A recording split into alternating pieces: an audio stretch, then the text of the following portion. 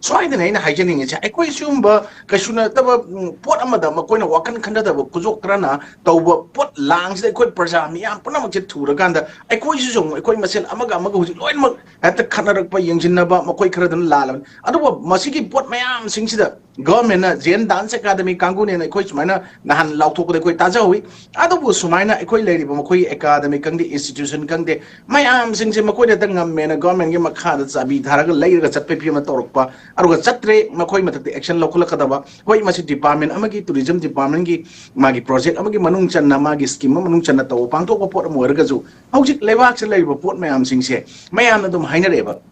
ekoi gi point phal jaga thoi basi da ekoi pangthok pasi da bu mayam na madugi pot da madu mapung phana pangthok pangam roina sauna gi poni apapa mayam lei haib ta ga ju se ekoi shiroi da shiroi festival um pantoki tongan ba orange festival tamelongi adum mayam am festival mayam am tongno ko mayam ju sem sala ya pot mayam tare madu tawba yadi haibadi leite adubo ekoi hujik Lady Manipur present situation aduga context da aduga conflict ki crisis sigi sai ni ga thani pan mafung phasal ga pot se lady pot se dati ekoi che kitang ekoi masel wakan khandamina ba aro lengak sasan bureaucrat officers sing aduga governors or so governor ki rule da with 30% rule ki manung channa governor tori pot sing sida Manipur ki prajamiyam ki local leaders CSOs aruga ta siang haraga even mera pai business to individual stakeholders mayam sing se tabak ama to matam da yamna accountable ama transparent oi da gi pot man ba mu lak ba je masigi pot se lei ba makhei di koi Manipur ki